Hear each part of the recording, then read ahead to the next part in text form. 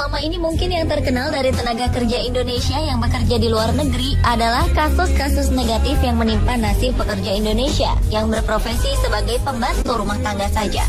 Ternyata banyak sekali orang Indonesia yang bekerja dan berkarya di luar negeri memiliki pengaruh cukup besar bagi negara tempat mereka berada.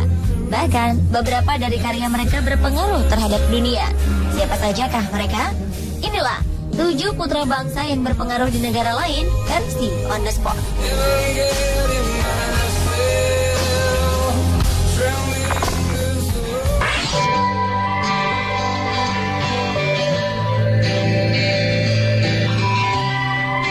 Bagi penggemar teknologi di media sosial mungkin sudah pernah mendengar nama Ricky Elson.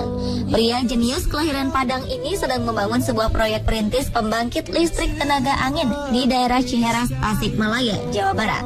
Tetapi mungkin tak banyak yang tahu jika sebenarnya Ricky Elson merupakan tenaga ahli di salah satu perusahaan teknologi di Jepang.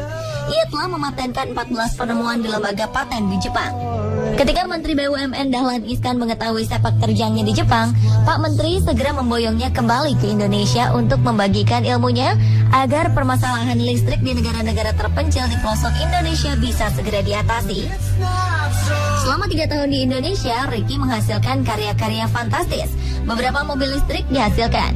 Mobil ini adalah minibus gendis dan sedan slow. Selain mobil listrik, pria berjuluk Putra Petir ini merekrut beberapa pemuda di daerah Ciheras untuk mengembangkan energi listrik terbarukan bertenaga angin. Mimpinya adalah agar Indonesia memiliki penghasil tenaga listrik murah dengan kualitas super seperti milik Jepang. Cerita ketulusan hati Ricky Elson berbagi ilmu dan meneliti demi kemajuan listrik di Indonesia tersebar di dunia maya. Pengikut Ricky Elson di jejaring sosial pun bertambah menjadi 20.000 lebih. Sebagian besar memberi dukungan besar atas mimpi yang sedang dikerjakannya. Belakangan tersebar kabar bahwa Ricky ingin kembali ke Jepang karena kurangnya dukungan dari pemerintah. Hal ini dibantah oleh Ricky. Namun dia membenarkan bahwa perusahaan tempat ia bekerja berencana menariknya. Wajar saja, mengingat Ricky merupakan aset berharga bagi Jepang. Make yourself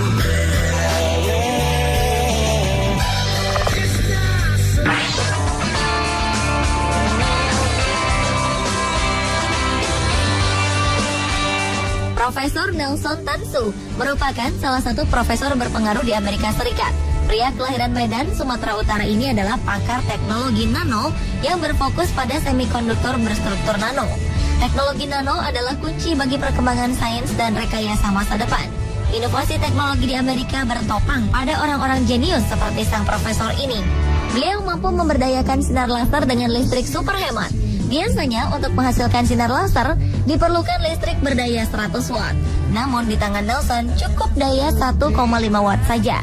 Dengan temuannya ini, Nelson diangkat menjadi profesor di Universitas Lehigh di usia yang belum genap 32 tahun. Prestasi pria jenius ini sebelumnya adalah mencetak rekor termuda menjadi asisten profesor di Amerika. Nelson menjadi asisten profesor ketika berumur 25 tahun. Ia mengalahkan Linus Pauling yang menjadi asisten profesor pada usia 26 tahun. Keberhasilannya ini tak membuatnya lupa terhadap Indonesia. Dengan segudang prestasinya, sebenarnya mudah saja baginya untuk menjadi warga negara Amerika. Namun sampai sekarang, ia masih memegang paspor hijau berlambang Garuda dan memperkenalkan diri sebagai orang Indonesia. Ia getol merekrut mahasiswa Indonesia untuk melanjutkan pendidikan S2 dan S3 di universitas tempatnya bekerja. Ia juga masih memiliki tekad untuk kembali ke Indonesia dan menjadikan universitas di Indonesia sebagai universitas papan atas dunia.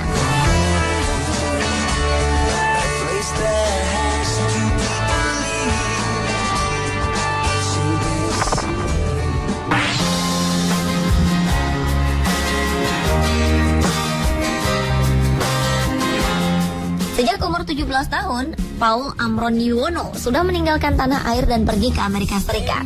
Ia merupakan perias di keluarga Presiden Obama. Awalnya, ia dipercaya untuk merias Maya Sutoro, adik tiri Presiden Obama, saat akan menghadiri pelantikan kakaknya Presiden Barack Obama. Sebuah pujian pun dilontarkan Obama setelah melihat hasil riasan Maya. Obama memuji Amron dan mempercayakan tata rias keluarganya pada Amron. Selain mendapat pujian dan bertemu langsung dengan sang presiden, Amron juga merupakan satu-satunya orang Indonesia yang bisa melihat langsung pelantikan Presiden Obama di Amerika. Ia satu-satunya orang Indonesia yang mendapatkan kartu akses untuk masuk ke semua area di Gedung Putih dengan pelayanan VVIP.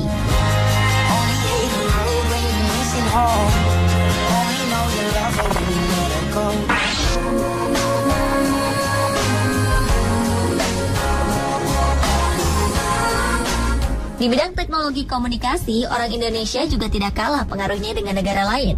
Inilah yang telah dicapai oleh Profesor Dr. Khairul Anwar, dosen sekaligus peneliti di Laboratorium Information Theory and Signal Processing Japan Advanced Institute of Science and Technology ini merupakan pemilik paten teknologi seluler 4G. Berkat temuannya, ayah dari 3 anak ini meraih penghargaan Best Paper untuk kategori Young Scientist pada salah satu konferensi teknologi internasional di Taiwan. Hasil temuannya ini digunakan oleh sebuah perusahaan elektronik besar di Jepang. Ia memperoleh inspirasi dari temuannya ini ketika menemani ketiga anaknya menonton film kartun Dragon Ball. Konsep cerita ini akhirnya menurunkan sebuah formula matematika yang diterapkan dalam penelitiannya. Hal yang terbilang mustahil bagi seluruh ilmuwan di dunia menjadi terlaksana berkat penemuan sang profesor. Teknologi 4G bermanfaat untuk pengguna telepon seluler di kota-kota yang memiliki gedung-gedung bertingkat ataupun di daerah pegunungan. Karena teknologi ini sudah kebal terhadap perlambatan, pantulan, dan gangguan sinyal yang disebabkan oleh gedung-gedung dan gunung-gunung yang menghambat aliran sinyal. Selain menjadi peneliti, Khairul Anwar juga menyempatkan diri untuk mengajar dan membimbing mahasiswa S2 dan S3 di salah satu universitas di Jepang. Pria jenius ini tak hanya rajin belajar, tetapi juga rajin mendalami agama Islam. Karena itu, ia juga sering didaulat untuk memberi ceramah agama di Jepang dan sering menjadi khatib pada saat sholat Idul Fitri.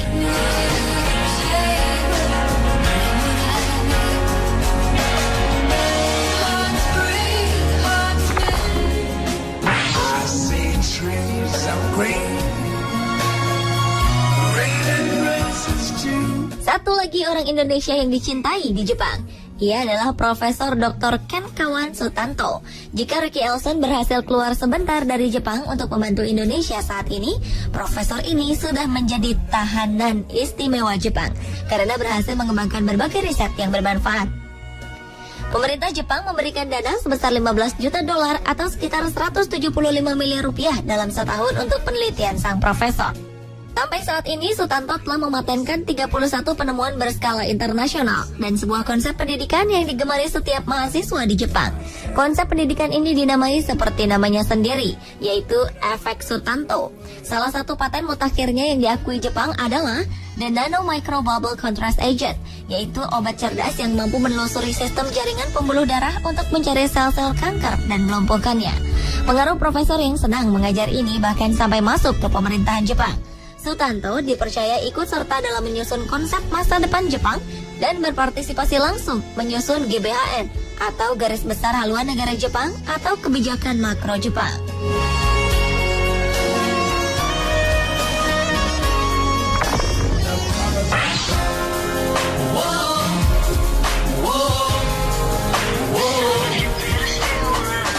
Putra bangsa yang dibanggakan lainnya ada di Jerman. Ia adalah Johnny Setiawan atau dikenal sebagai penemu beberapa planet di luar tata surya. Astronom ini bekerja sebagai peneliti di Departemen Pembentukan Bintang dan Planet Max Planck Institute for Astronomy di Heidelberg, Jerman. Selama 7 tahun, ia telah menemukan 15 planet di luar tata surya. Salah satu temuannya adalah HIP 13044b, sebuah planet yang mengelilingi bintang yang berusia lanjut dan minim kandungan logam. Penemuan ini membuka cara pandang baru tentang proses pembentukan bintang. Sebab sebelumnya, diyakini bahwa bintang yang minim kandungan logam tidak mungkin memiliki planet. Temuan lainnya yang tak kalah mencengangkan adalah planet TW Hydrae b. Ini merupakan planet yang mengelilingi bintang yang berusia muda. Max Planck Institute for Astronomy mengakui penemuan TW Hydrae b sebagai salah satu penemuan spektakuler. Untuk pertama kalinya, ilmuwan berhasil menemukan secara langsung bahwa planet terbentuk dalam lingkaran cakram yang berputar pendek setelah kelahiran bintang. Penemuan ini memungkinkan kajian baru dalam pembentukan bintang dan migrasi planet. Selain berburu planet, astronom ini memiliki hobi memasak. Kemampuannya memasak diasah ketika Johnny bekerja sambilan sebagai koki di Warsteiner Keller pada tahun-tahun awalnya belajar di Jerman. Hingga kini, ia sering menerima pesanan makanan untuk acara kantor ataupun koleganya.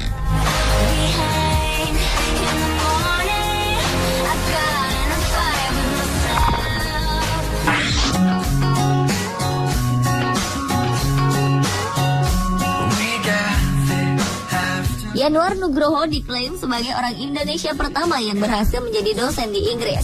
Tidak hanya sekedar dosen, Yanuar juga menjadi akademisi terbaik di Manchester Business School, tempat ia mengajar. Prestasi dan berbagai penelitian yang dikerjakannya berhasil memberikan promosi baginya untuk menjadi dosen senior di kampus tersebut. Dan kecintaannya kepada Indonesia membuat Yanuar Nugroho akhirnya memilih untuk pulang kampung dan memenuhi panggilan Presiden untuk membantu unit kerja Presiden di bidang pengawasan dan pengendalian pembangunan. Lalu, bagaimana kiprahnya di negeri Pangeran William ini? Yanuar datang pertama kali ke Inggris untuk mengambil pendidikan pasca sarjana di bidang sistem teknik informatika pada 2000 lalu. Ia lulus dengan predikat cum laude hanya dalam waktu 1 tahun. Ia sempat kembali ke Indonesia dan berangkat lagi ke Inggris pada 2004 untuk meneruskan pendidikan doktoral dalam bidang inovasi dan perubahan sosial. Program studi ini berhasil diselesaikan dalam waktu 2 tahun 10 bulan. Prestasi ini mencetak rekor gelar PhD tercepat di Manchester Business School. Sembari kuliah, Yanuar juga bekerja sebagai asisten peneliti dan penjaga toko besi di Inggris. Dalam kurun waktu 5 tahun, Yanuar menerbitkan puluhan tulisan akademis, dan salah satunya dinobatkan sebagai Highly Commended Paper Winner 2012 dari Emerald Network of Excellence.